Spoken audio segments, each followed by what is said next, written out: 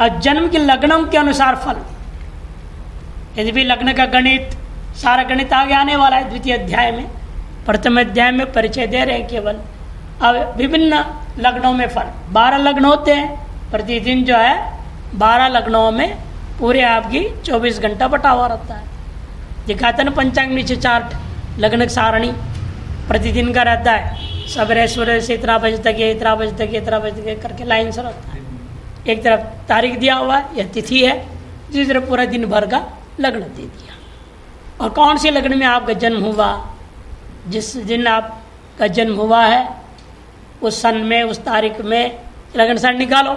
या लग्न करने की गणित है, आप केवल डेट टाइम दे दो, कभी भी लग्न गणित किया जा सकता है। इष्टकाल निकालना पड़ेगा, इष्टकाल निकालेंगे तो गणित निकले आगे का। सबसे पहले इष्टकाल निकालना पड़ता है। इष्टकाल के लिए उस क्षेत्र, उस स्थान का सूर्योदय क्या था, सूर्यास्त क्या था, दिनमान क्या है, रात्रिमान क्या है, मिश्रमान क्या है, ये सब के आधार पर स्थानीय समय निकाला जाता है। स्टैंडर्ड टाइम स्थानीय।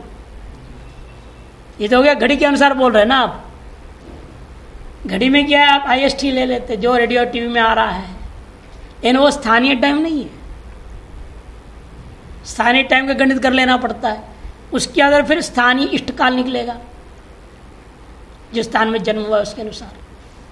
उस इष्टकाल के आधार फिर आगे गणित शुरू होते हैं। भयात, भभोग, लग्न, सारे गणित शुरू होते हैं। वो आगे प्रक्रिया आएगा, सारी प्रक्रिया। अब विभिन्न लग्नों में पैदा होने वालों के लिए फल बता रहे। मेष लग्न का फल। मेष लग्ने समुत्पन्न चंडोमानी धनी शुभ क्रोधी स्वजन हंता च विक्रमी परवत्सलः। काफी खराब है ये, जिसमें पैदा होने वाला। मेष लग्न में समुत्पन्न जो मनुष्य होता है वह चंडः, महाक्रोधी रहेगा, मानी, दुरभिमानी भी रहेगा, शुभ, लेकिन शुभ विचार वाला भी रहेगा।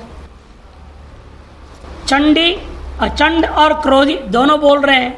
चंड भी बोल रहे हैं और क्रोधी भी बोल रहे हैं, दोनों इसके अंदर है। का तात्पर्य क्या होगा?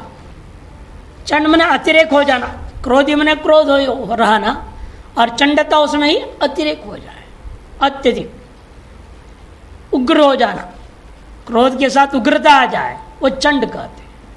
चंडी देवी बोलते ना, चंडी पाठ, ये सब होते हैं। स्वाभिमानी होता है, धनी होता है, शुभ कार्य करने वाला होता है, क्रोधी भी होता है, स्वजनों का हनन करने वाला भी होता है, अपने ही स्वजन का हत्या कर दे। कई कांड आप देखते, पति बच्चों के सब इकट्ठा खत्म कर देता है। ऐसे औरतें पति बच्चों को सबको मार डाली, ऐसे कहा नहीं, स्वजन की हत्या करने वाले होते। पराक्रमी और दूसरों पर दया करने वाला भी होता है। विक्रमी ने पराक्रमी, परवत्सलः, दूसरों पर दया करने वाला भी होता है। और वृषभ लग्न में पैदा जो होते हैं वो कैसे होते हैं? वृष लग्न भवो लोक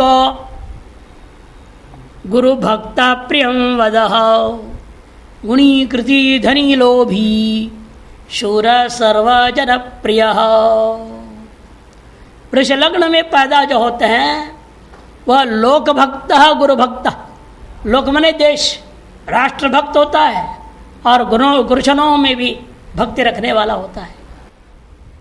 प्रियम वदा, प्रिय भाषी होता है, गुणवान, गुणी, कृति, अत्यंत प्रयत्नशील रहने वाला, धनी, धनवान भी होता है, लोभी होता है, लेकिन शूरः, शक्तिशाली, और सर्वजन प्रिय भी होता है। ये भी मिश्रित है, कुछ अच्छा कुछ खराब है। ये लोभी होना खराब है कि नहीं? प्रिय भाषी, गुरु भक्ति करता है, सब ठीक है। ये लोभी हो गया ना, वो गड़बड़ कर दे, सारा खेल खराब कर देता है। मिथुन लग्न में पैदा होने वाला, उसके बारे में बता रहे। मिथुनोदय संजातो मानी स्वजन वल्लभः त्यागी भोगी धनी कामी दीर्घ सूत्रो अरिमर्दकः। मिथुन लग्न में जो उदय काल में जन्म लेने वाला होता है वह मानी मन स्वाभिमानी होता है, स्वजन प्रिय, देखो स्वजन हंता था वो मेष वाला है, स्वजन प्रिय हो जाएगा, विपरीत, ये अच्छा है। त्यागी होता है लेकिन सुख भोगने वाला भी होता है, धनवान होगा, विभिन्न प्रकार के कामनाओं वाला होगा, किंतु एक क्या बड़ा कमी है, आलसी होगा, दीर्घ सूत्रा एवं शत्रुओं का नाश करने वाला होगा, अरिमर्दक। इसमें भी एक दो चीज है, सुख भोग करने वाला त्यागी है और फिर भी सुख भोग करने वाला है। और त्यागी है तो सुख भोग के साधन भी तो चाहिए सुख भोग करने, वही हाल है। किसका मकान है? महान त्यागी का मकान है। ये किसके बच्चे हैं? अखंड ब्रह्मचारी जी के बच्चे हैं। ये किसके कपड़े हैं? सुखरैया नागा बाबा के हैं। नागा और कपड़े पहनते ही नहीं, तो नागा और कपड़े कहाँ से आ गए? सब विपरीत आज के कलयुग में हुआ करता है। तो वही यहाँ पर भी कह दिया, त्यागी भी है और सुख भोगी भी है, परस्पर विरुद्ध है ना। यही सब गड़बड़िया है। कर्क लग्न में जन्म लेने वाले के बारे में कहते हैं, कर्क लग्ने समुत्पन्नो भोगी धर्म जन प्रिय मिष्टान्न पान संयुक्त सुभग सुजन प्रिय। कर्क लग्न में जो समुत्पन्न व्यक्ति है वह भी सुख भोगी होगा, धर्म जन प्रिय, धर्म और सभी जनों का धर्म प्रिय भी होता है, मैंने धार्मिक होता है और जनप्रिय भी होता है।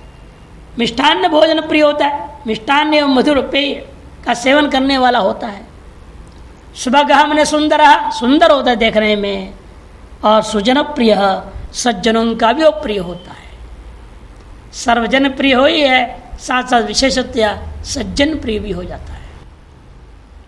सिंह लग्न में जन्म लेने वाले के बारे में बताते हैं, सिंह लग्नोदये जातो भोगी शत्रुर्विमर्दकः स्वल्पोदरुवल्पपुत्रश्च सोत्साहो रणविक्रमी। सिंह लग्न में जो उत्पन्न होने वाला जो व्यक्ति है वह भी सुख भोगी होगा, शत्रुओं का दमन करने वाला होगा, स्वल्पोदरः छोटे पेट वाला होगा, मैंने अल्प खाने पीने वाला होगा। छोटा पेट का दाल खाता पीता है, पेट की चर्बी ने तोंत नहीं होता है इसका, तुंदिल, तुंदिल नहीं बनता है। संस्कृत में तुंदिल कहते हैं, तुंद माने तोंत, पेट, तुंदिलहा पेट वाला, तुंदोस्य स्थिति तुंदिलहा। तुंद इसका हो ही नहीं सकता, खाते पीते कम तो कहाँ से तुंद होएगा, खाते पीते ही नहीं ज्यादा। स्वल्पोदर इसलिए अल्प पुत्रश्च, संतान भी थोड़े ही होंगे उसके, अल्प संतान वाला। भारत सरकार खुश होगा ऐसे आदमी से? नहीं, हम तो हमारे एक के अनुकूल है, ये तो नहीं। उत्साह युक्त है, सोत्साह और रणविक्रमी, और संग्राम में अत्यंत पराक्रमी भी होता है। लगभग सब कुछ शुभ ही है इसमें। पेट कम रहे तो क्या फर्क पड़ता, अच्छा ही तो है। लेकिन विदेशी नहीं मानेगा ना, विदेशी के सिद्धांत क्या बताया था मैंने। हम लोगों को देखता है कहते हैं क्या महात्मा है, महात्मा नहीं है। उनके महात्मा का लक्षण क्या होता है? The greater the belly the greater the Mahatma. जितना बड़ा पेट होगा उतना बड़ा महात्मा होगा, जिससे बड़ा बड़ा पेट बनाते हैं महात्मा लोग। और जब पेट वाला है ही नहीं तो महात्मा मानेंगे नहीं ना।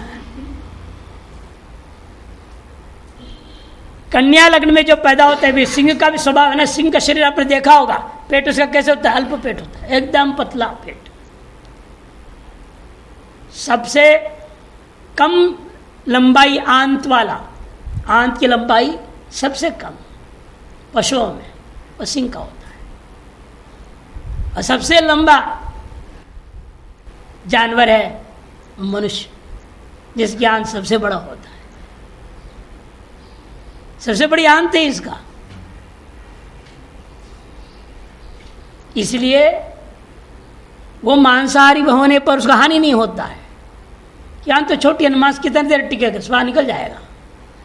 यानी यहाँ बहुत लंबा पाइपलाइन लगा हुआ है, इधर फंसते फंसते फंसते फंसते निकलते निकलते आधा वहीं चिपक जाएगा, तो हानिकारक होगा।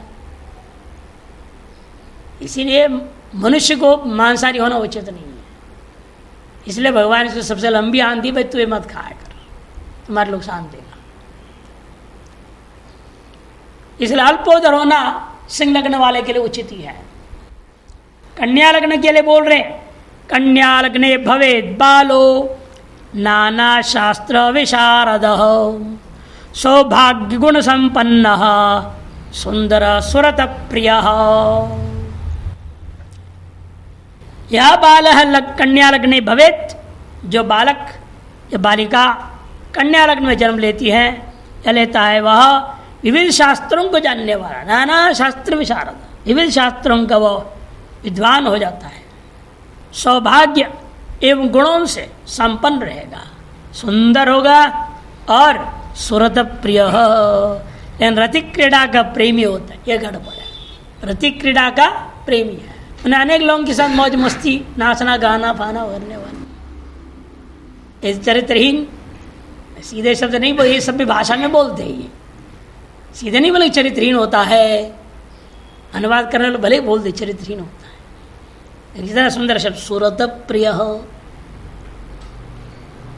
रति क्रीड़ा में ज्यादा प्रेम रखता है, अनेक पत्नी के साथ रति क्रीड़ा से प्रसन्न नहीं होता, अनेकों चाहिए। स्त्री कन्या हो तो भी अनेक पति के साथ रति क्रीड़ा से प्रसन्न नहीं होगी, अनेक पति, अनेक लड़के चाहिए, ऐसे होता है। ये कमी है, बाकी सब बड़ा सुंदर है। इसमें भी हर एक जगह कोई ये संसार है, देखो संसार के रूप ही दिखा रहे, पूरे अच्छाई वाले एक दो लग्न में ही है, बाकी सब में गड़बड़ गड़बड़ कुछ न कुछ रहता है। तुला लग्नोदय में बता रहे, तुला लग्नोदय जातः सुधीहि सत्कर्म जीविक विद्वान सर्वकलाभिज्ञो धनाढ्यो जन पूजित। ये लग्न में सब बढ़िया है, ये नाम है तुला लग्न, सब बराबर ठीक ठाक संयमित रहेगा, गड़बड़ ज़्यादा नहीं यहाँ है ही नहीं गड़बड़ी। क्यों? सुधी ही, सबसे पहले बता रहे सुधी है, वो अच्छी बुद्धि वाला है, इसे कोई गड़बड़ काम नहीं करेगा। सत्कर्म जीविका, अच्छे कार्यों से जीविका को प्राप्त करने वाला है, विद्वान होता है, सर्व कलाओं का विज्ञ होता है, ज्ञाता होता है, धनाढ्य रहेगा और सारी दुनिया उसे सम्मानित करेगी। ऐसा विशेष एक यही लग्न है, देखो सब कुछ अच्छा है तुला लग्न में जब पैदा होते हैं। वृश्चिक लग्न के बारे में बता रहे हैं, वृश्चिकोदय संजातः शौर्यवान धनवान सुधीः कुल मध्य प्रधानश्च प्राज्य सर्वस्य पोषकः। वृश्चिक लग्न में उदय काल में जिसका जन्म होता है वह शौर्यवान, अत्यंत शक्तिशाली होगा, धनवान होगा, बुद्धिमान विद्वान होगा, अपने परिवार में सर्वश्रेष्ठ होगा, प्राज्ञ होगा, विद्वान के साथ प्राज्ञता बुद्धिमत्ता भी रहेगी, सर्वस्व पोषक और सबका पालन पोषण करने वाला होता है, ये भी अच्छा है। धनुर्लग्न में भी अच्छाइयाँ देखिए, धनुर्लग्नोदये जातो नीतिमान धर्मवान सुधीः कुल मध्य प्रधानश्च प्राज्य सर्वस्य पोषकः। लगभग बराबर, थोड़े शब्दावली में अंतर कर दिया, वह शौर्यवान है या नीतिमान है, वह धनवान है या धर्मवान है, बाकी सब वही का वही है। धनुर्लग्न में जन्म जो लेते हैं वो अत्यंत नीतिज्ञ होते हैं, धर्मपरायण होगा, धार्मिक होगा, बाकी वही है, विद्वान है, प्राज्ञ माने बुद्धिमान भी है, अपने परिवार में प्रधान होता है और सभी का पालन पोषण करने वाला होता है।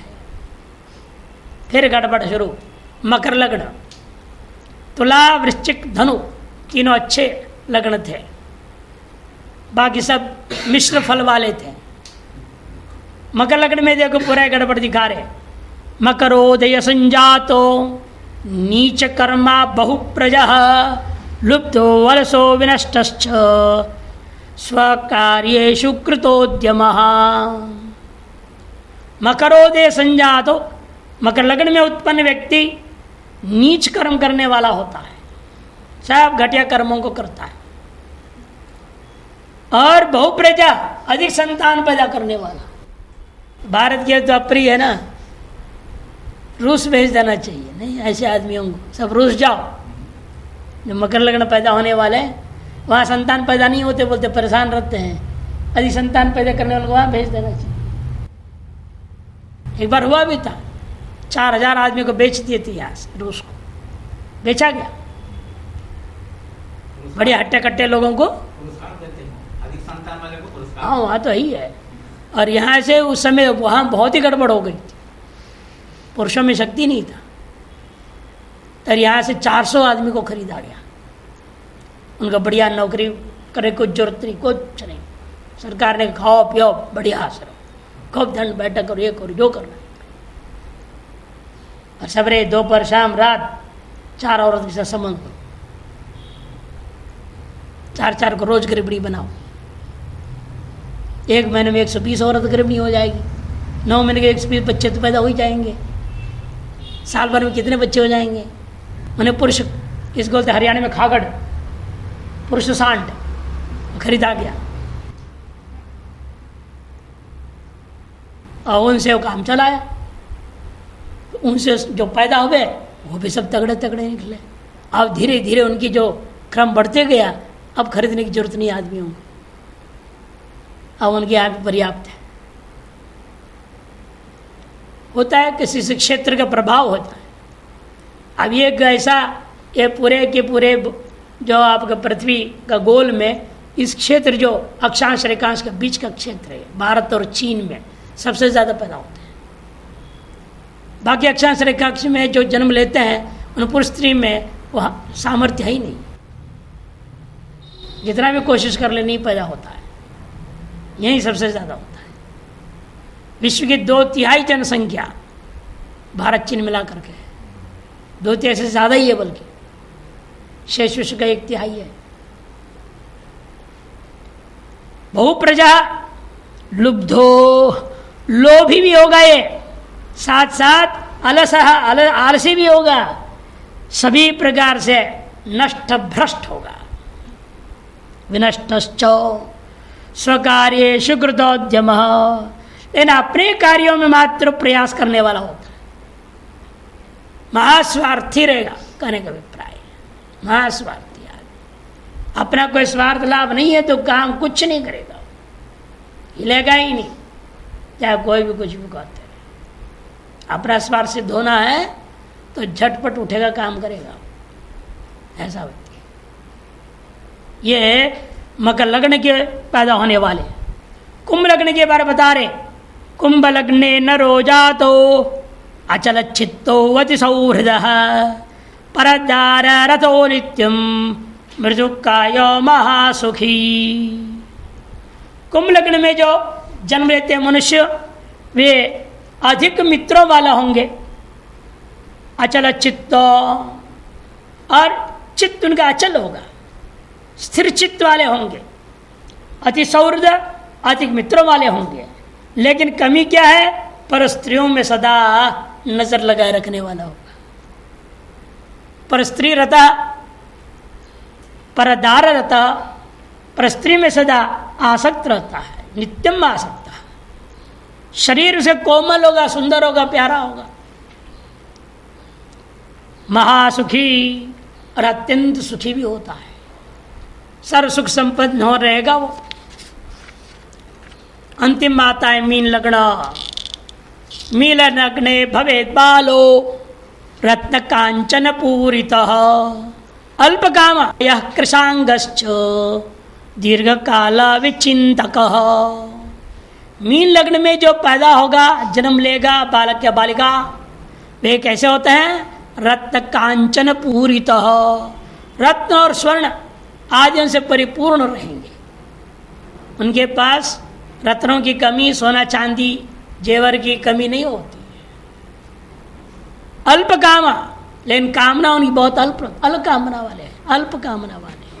कृशांगश्च, दुर्बल शरीर वाले, तथा दीर्घ काल विचिंतक, लंबे काल तक का चिंतन करने वाले। आगे क्या क्या हो सकता है, क्या नहीं हो सकता है। हाँ, हमारे देश पंचवर्षीय योजना बनाती है, उसको भी बहुत बड़ा मान लेते हैं। अरे पंचवर्षीय योजना वाला नहीं है, आगे का 25 वर्षीय योजना वाला है। आगे आने वाले 25 साल में क्या क्या होने की संभावना है, समझ करके उसके अनुसार सारी योजनाओं को बना देगा। कब क्या करना, क्या नहीं करना, व्यवस्थित कर लेना, इतनी बुद्धि होती है। मीन लगने वाला है। इस प्रकार से लग्न फल बता दिए। अब नवांश का फल, हर एक लग्न के नवांश होता है। नवांश का मतलब क्या होता है? एक लग्न में कितने अंश होता है? 30 अंश। 30 अंश होता है।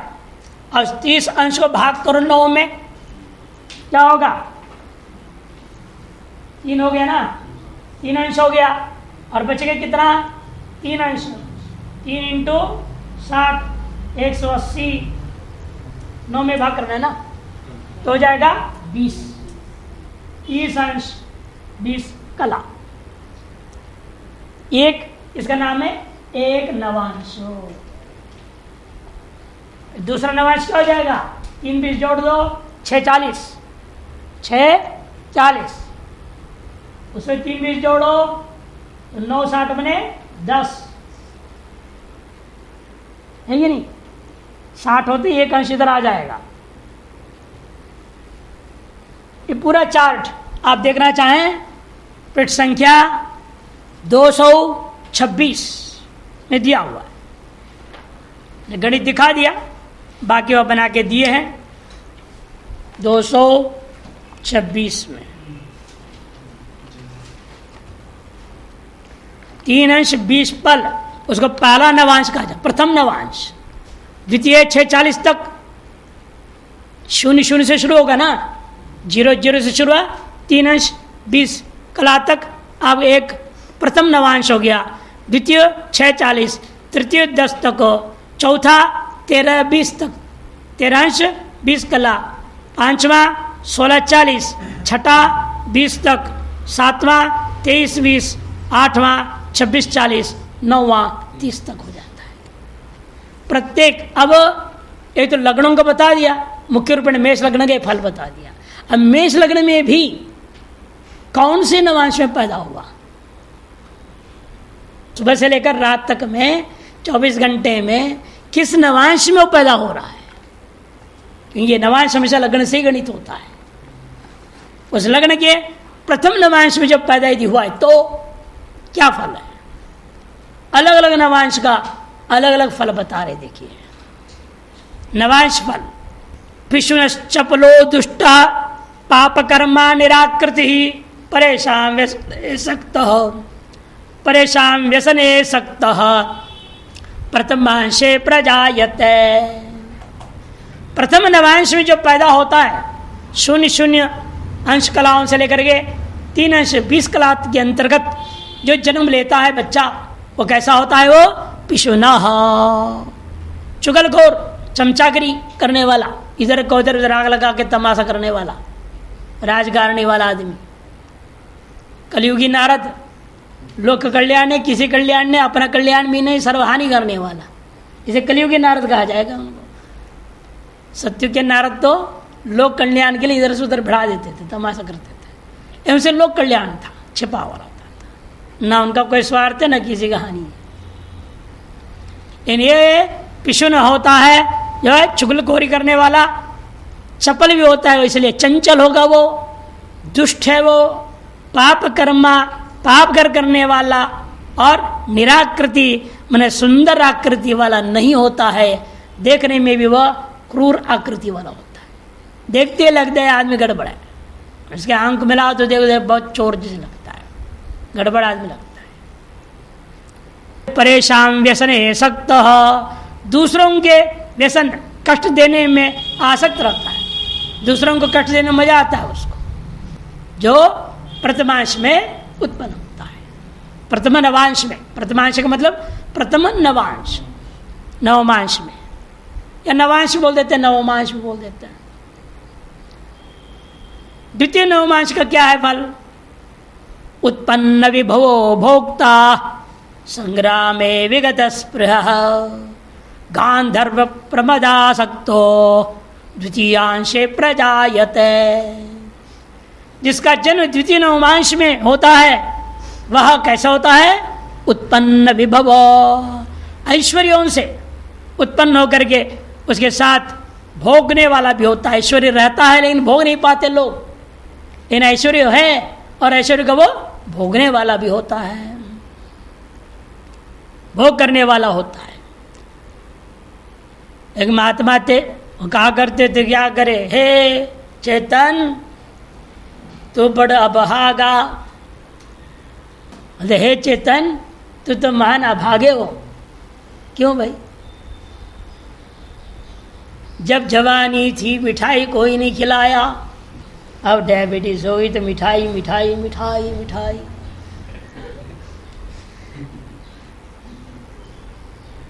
महामंडल चोर थे वो, ऐसा बोलते थे। जो जवानी थी, हम तो विद्यार्थी थे, दिन रात खट रहे थे, भंडारों में क्या मिलनी है, पुराना पूड़ी, एक सब्जी आलू की, वही खाओ पियो, 5 पैसा 10 पैसा दक्षिणा लिए जाओ। अब मंडलेश्वर हो गया, बड़ा हो गया, अब लोग मिठाई लाते हैं, देखना पड़ता है, खा नहीं सकते। मेहनत करते करते डायबिटीज हो गया, अब आकर के क्या फायदा मिठाइयों का। हमको भी कहना पड़ता है आप लोग खाओ भाई, हम भी इनको कहते आप लोग खाते हो, खत्म करो, हमें नहीं चाहिए।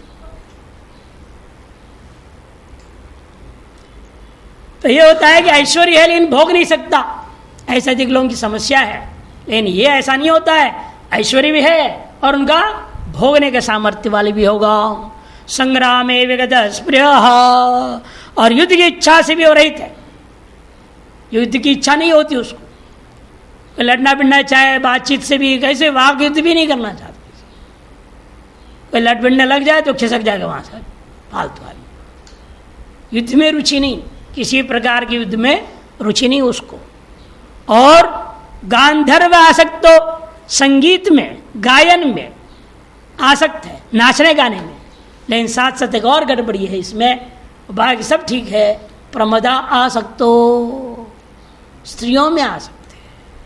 प्रमदा कामिनी स्त्रियां, उनमें आसक्त रहता है, जो द्वितीयांश में प्रजायते। तृतीय नवमांश में धर्मिष्ठ संतत व्याधि सर्वसारज एव च सर्वज्ञो देवता भक्त तृतीयांशे प्रजायते। तृतीय नवमांश में जन्म लेते हैं वे धार्मिक और धर्मिष्ठ धार्मिक होते हैं। संतत व्याधि, इनमें कमी यही है, निरंतर रोग से पीड़ित रहेगा, निरंतर रोग से पीड़ित रहेगा। सर्वज्ञ, सभी विषयों के सार को जानने वाला, देवता का परम भक्त तथा देवताओं की भक्ति करने वाला है, फिर भी सर्वरोग युक्त भी रहेगा। इसके कमी यही है, सर्वरोग युक्त रहना, सारा जीवन रोगी बना रहता है। चतुर्थांश की बात बता रहे हैं। चतुर्थांशी अभिजातस्तु दीक्षितो गुरु भक्तिमान यत्किंचित धरणौ वस्तु तत्सर्वं लभते ही सह। चतुर्थांश में जो पैदा होता है वह दीक्षित होगा, श्रेष्ठ गुरुओं से विभिन्न प्रकार की विद्या मंत्र आदियों से दीक्षित होगा। गुरु के प्रति महान भक्ति रखने वाला होगा, गुरु के प्रति श्रद्धालु है वो। अतएव इस धरती पर जो भी है, जो चाहेगा वो उसको मिल जाएगा। धरणौ यत् किंचित वस्तु तत्सर्वं लभते ही सह, उन सब को प्राप्त कर सकता है। कितने बड़ा फल बता दिया। चतुर्थांश के लग्न में, नवमांश के चतुर्थ भाग में जो जन्म लेता है उसके लिए बहुत अच्छा फल है। सर्वलक्षण संपन्न राजा भवति विश्रुतः दीर्घायुर्बहुपुत्रश्च जायते पंचमांशके। पंचम नवांश में जो पैदा होता है वह सर्वलक्षण संपन्न होगा, सभी प्रकार के लक्षणों से युक्त है, निश्चित रूप में सुप्रसिद्ध राजा हो जाएगा वो। दीर्घायु संपन्न होगा, बहुत पुत्रों वाला भी होता है, ये भी अच्छा ही है। छठे में बोल रहे हैं अभी, स्त्री निर्जित शुभहीनो बहुमानी नपुंसकः अर्थध्वंसी प्रमाथी च षष्ठांशे जायते नरः। जो छठे नवमांश में जन्म लेता है वह स्त्रियों के वश में रहता है। स्त्रियां जैसे नचाएंगे वैसे नाचते रहे, हाँ जी बोलते रहे स्त्रियों का। स्त्री प्रमाणम से स्त्री प्रमाणी बनाने लगो सिद्धांत में शब्द, स्त्रियों प्रमाणम अस्य। कोई बात करना है पूछेगा हाँ बोलो ठीक है ना, ओके हाँ जी ठीक है वो भी ठीक है, नहीं वो हाँ के हाँ ना तो ना, हर बात पे उसे पूछना है। और बगल में नहीं है अभी आ रहा हूँ बोलेगा, अंदर जाएगा पूछेगा ऐसा बोल रहे हैं क्या करना है, वो कहेगा ऐसा करना, हाँ ठीक है, वो आगे ऐसे ही करेगा। स्त्री के वशीभूत में रहने वाला शुभहीना, जो ऐसा व्यक्ति शुभ कर्म कैसे कर सकता है?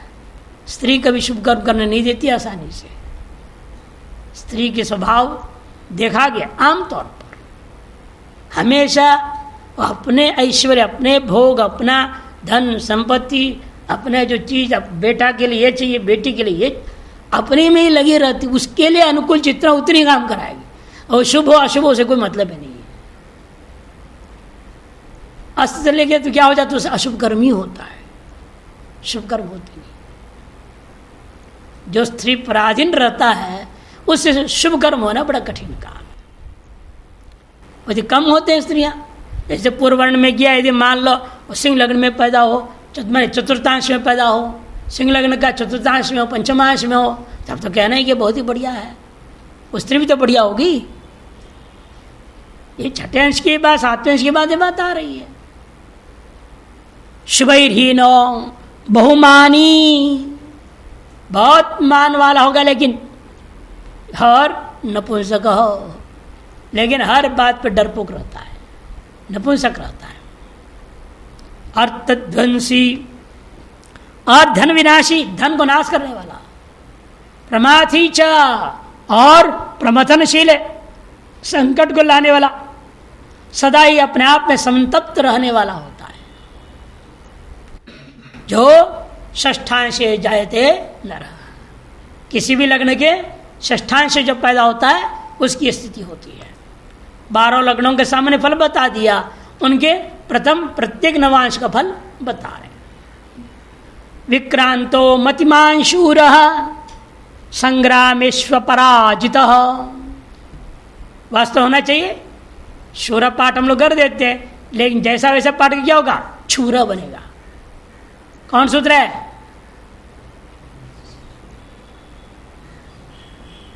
छोटी साई छमो साई छमो, यहाँ चचाओ या चचाए शाविती आया नहीं था, वो वाला है। विक्रांतो मतिमांछूर संग्रामेश्व पराजित महोत्साही च संतोषी जायते सप्तमांश के। सप्तमांश में जो सप्तम नवमांश में जो पैदा होता है वह निश्चित रूप में पराक्रम, विक्रांत मन पराक्रमी होता है, मतिमान मन बुद्धिमान होता है, शूर भी होता है, संग्रामेश पराजित, युद्ध भूमि में चला जाए उसको कोई जीत नहीं सकता, अजय रहता है। महान उत्साही, महान उद्यमी होता है, साथ साथ वह संतोषी रहता है, ये भी अच्छा है। कृतघ्नो मत्सरी क्रूर क्लेश भागी बहुप्रजा फलकाल परित्यागी जायते चाष्टमांश के। अष्टम नवांश में जो उत्पन्न होने वाला व्यक्ति होता है वह कृतघ्न होता है, किसी के भी उपकार को मानने वाला नहीं है, उपकार लेता है और अपकार कर देता है, प्रत्युपकार नहीं करता किंतु अपकार करने के स्वभाव वाला है, कृतघ्न है वो। मत्सरी और ईर्ष्यालु, मात्सरी भाव से युक्त है, बहुत जलन वाला, दूसरे को देख देख के जलते रहता है, दूसरे का अच्छाई देखता है बहुत जलन होता है उसे, दूसरा खराब है तो खुश होता है, मेरे से गड़बड़ है, ठीक है ये गड़बड़ है इसका अच्छा है, यानी अपने से अच्छा को देख करके कभी उसको सहन नहीं होता है। ईर्ष्यालु, क्रूर भी होता है, क्लेश भागी, अत्यंत दुखी होता है, बहुत संतान वाला होता है, फलदायक समय में वह सब कुछ परित्याग करने वाला होता है, फल काल परित्यागी, जब फल देने का समय आ गया उससे उसको छोड़ देता है। ऐसा मूर्ख होता है। मेहनत किया किसी फल को पाने के लिए, अब सब मेहनत हो गया, फल मिलने ही वाला है, उसका दिमाग बदल जाता है, हमें नहीं देना, चल देता है। ऐसी उल्टी बुद्धि वाला अष्टमांश में पैदा होने वाला होता है। अंतिम नवमांश के नवम भाग में, नवमांश के नवम भाग में जो पैदा होते हैं वो बता रहे हैं। क्रियासु कुशलो दक्ष सुप्रतापी जितेन्द्रिय भृत्यश्च वेष्टितो नित्यम जायते नवमेंशक। नवमांश के नवम अंश में जो पैदा होते हैं वे क्रियासु कुशलो, कार्यों में अत्यंत निपुण और दक्ष, योग्य, सुप्रतापी, अत्यंत पराक्रमी, इंद्रियों पर विजय पाने वाला, भृत्यश्च वेष्टितो नित्यम, सदैव अनेक प्रकार के नौकर चाकर सेवकों से घिरा हुआ रहने वाला होता है। ये भी अच्छा है। इस प्रकार से जो आगे में इसके गणित बताएंगे, इस तरह समझाएंगे।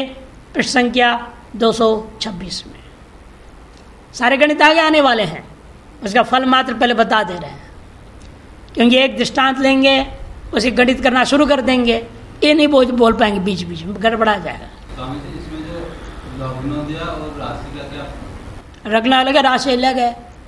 राशि चंद्र के अनुसार होता है और लग्न जन्म के स्थान, समय आदि सबके आधार पर निश्चय होता है। लग्न का गणित अलग है, राशि तो निश्चित है।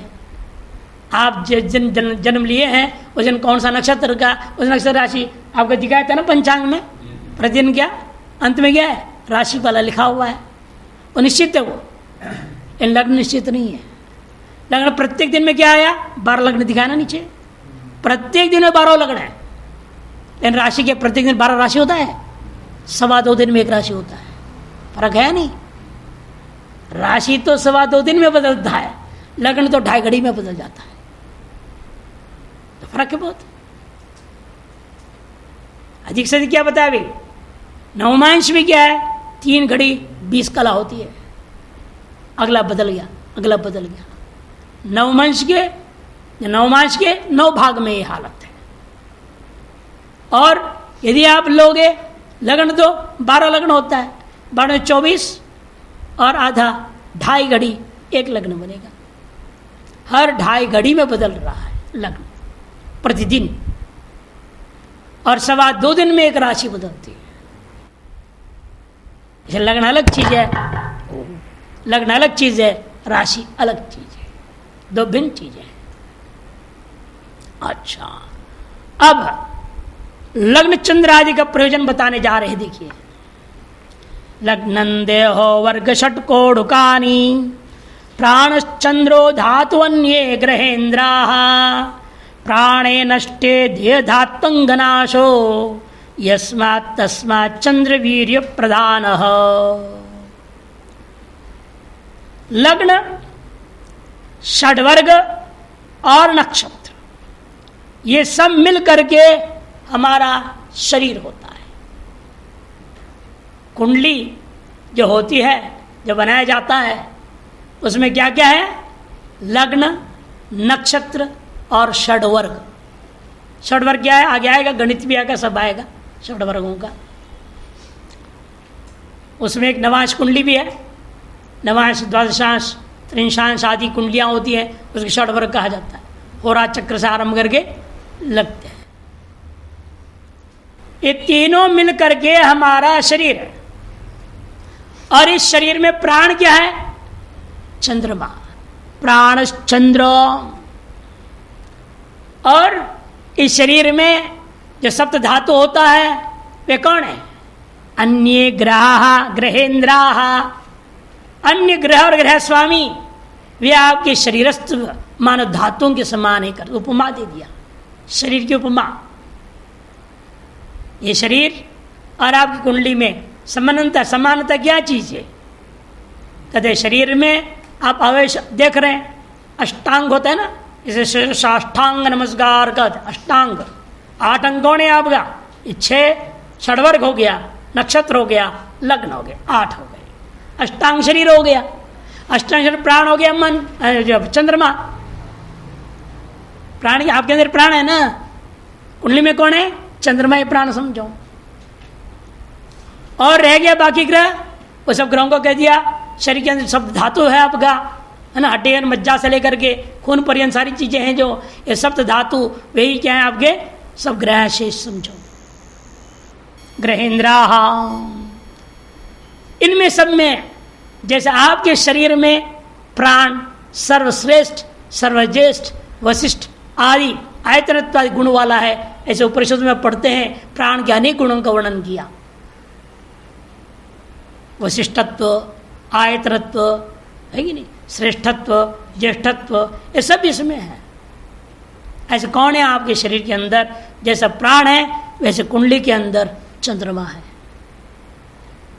जैसे कुंडली में चंद्र प्रधान है। जैसे दक्षिण भारत में चंद्र कुंडली को प्रधानता देते हैं, यहाँ लग्न कुंडली को प्रधानता देते हैं, और कुछ क्षेत्र ऐसे हैं जो सूर्य कुंडली को प्रधानता देते हैं। तीनों अलग अलग प्रक्रिया है।